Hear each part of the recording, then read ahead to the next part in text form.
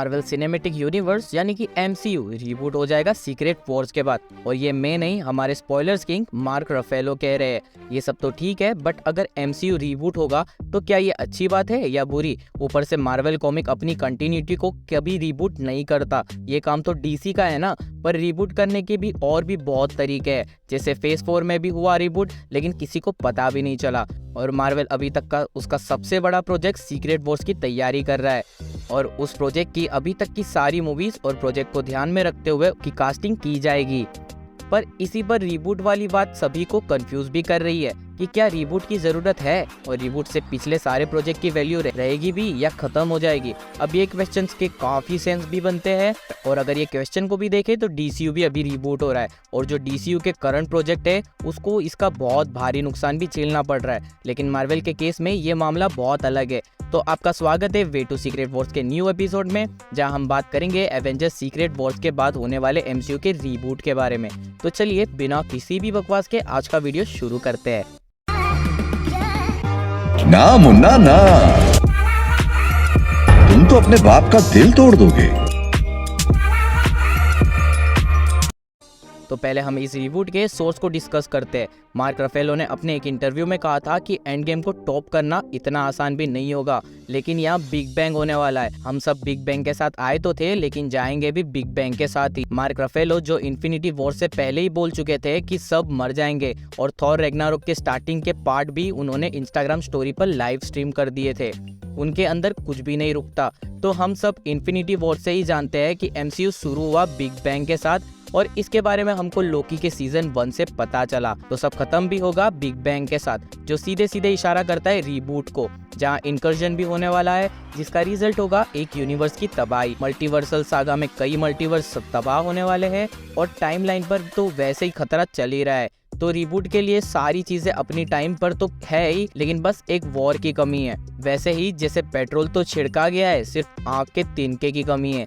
वो भी सिर्फ एक नहीं बल्कि कई सारे मल्टीवर्सल वॉर, जिसे हम सीक्रेट वॉर्स भी बोल सकते हैं। और सही क्वेश्चन देखा जाए तो क्या रिबूट की जरूरत है भी? और आंसर मैं कहूंगा कि जरूरत है भी और नहीं भी। आपको पता है कि MCU से जाने वाली मेन 3 कैरेक्टर की कितनी सारी स्टोरीज हमें अभी देखनी बाकी थी। और देखा जाए तो एसगार्ड का असली वॉर भी हमें नहीं दिखाया गया, और उससे पहले ही एसगार्ड को तबाह कर दिया गया।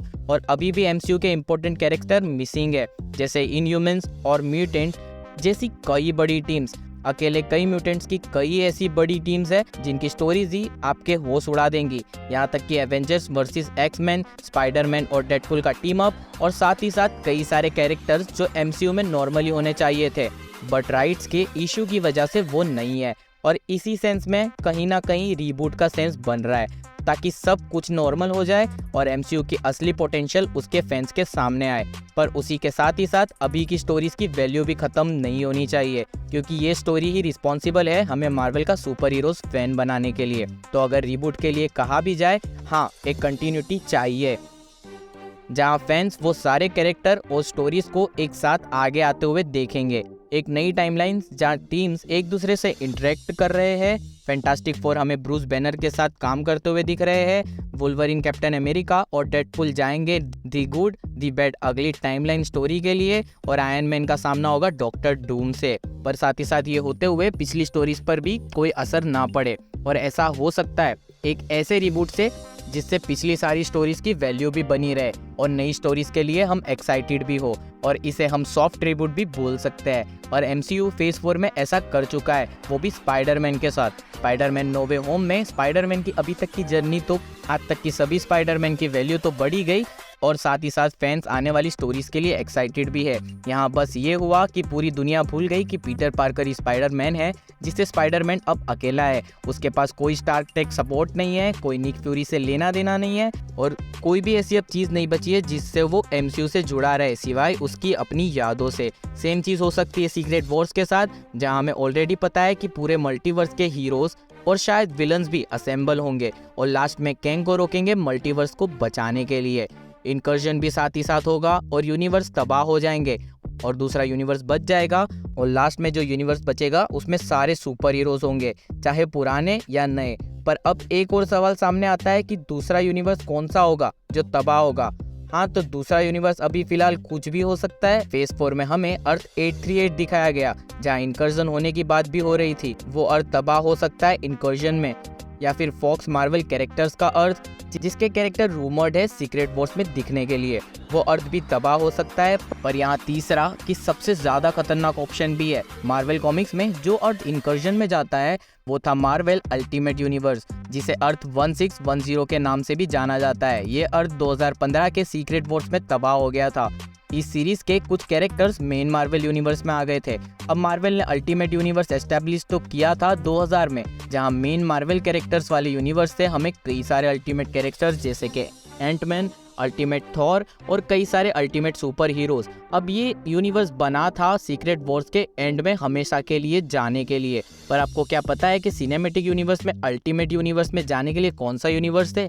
Marvel cinematic universe. Ultimate universe में वो एमसीयू को सील्ड फॉर्म करता है, और एमसीयू में भी ऐसा ही होता है। मेन एवेंजर्स की लाइनअप अल्टीमेट एवेंजर्स की लाइनअप से मिलती है, जिसमें थॉर इंस्पायर्ड है अल्टीमेट यूनिवर्स से, होकाई का कॉस्ट्यूम इंस्पायर्ड है अल्टीमेट यूनिवर्स से। इन सब की डाउन टू अर्थ सेटअप ली गई है अल्टीमेट यूनिवर्स से। साथ ही साथ एमसीयू के निक फ्यूरी का लुक सेम है अल्टीमेट यूनिवर्स से। तो क्या एमसीयू के यूनिवर्स की किस्मत भी होगी अल्टीमेट यूनिवर्स जैसी? ऐसा हो सकता है, यानी कि ये इशारा है एमसीयू तबाह होने का सीक्रेट वॉर्स के एंड में, और एमसीयू सुपर हीरोज उठ के जाएंगे नए यूनिवर्स में, जहां इनह्यूमन्स, म्यूटेंट और कई बड़े super heroes team already exist करती होगी। इनके साथ ही साथ वो सुपर हीरोज जिनको हमने इन्फिनिटी सागा यानी कि एंड गेम में खो दिया था, वापस लाया जा सकता है उन्हें, सेम कैरेक्टर्स के साथ तो नहीं पर नई स्टोरीज के साथ। तो ऐसा ही ओवरऑल डिस्कस इशारा दे रहा है रीबूट की तरफ, और ये रीबूट होगा सॉफ्ट नोवे होम की तरफ, कोई चेंज नहीं लाने देगा। बस सिंपल न्यू यूनिवर्स, नए सुपर हीरोज और साथ ही साथ नए सुपर विलन्स और कई सारी नई स्टोरीज। ऐसे ही मल्टीवर्सल सागा के बाद एमसीयू का फोकस होगा नए म्यूटेंट्स के यूनिवर्स पर, जहां हमें म्यूटेंट्स की नई स्टोरीज और साथ ही साथ ओरिजिन्स देखने मिलेगी, और उसके लिए तो वेट तो बिल्कुल नहीं हो रहा है। तो भाई लोग, ये थी वीडियो एमसीयू रिबूट के बारे में, जो थोड़ी बहुत कॉमिक पर बेस है। तो अब वीडियो काफी लंबा हो रहा है, तो यहीं पर हम थोड़ा रैप अप करते हैं। तो फाइनली बोलना चाहूंगा कि वीडियो अच्छी लगी हो तो लाइक कर देना, और ऐसे ही V2 सीक्रेट वॉर्स के नए एपिसोड के लिए चैनल को सब्सक्राइब भी कर सकते हो, ताकि सबसे पहले आपके पास वीडियो पहुंच सके।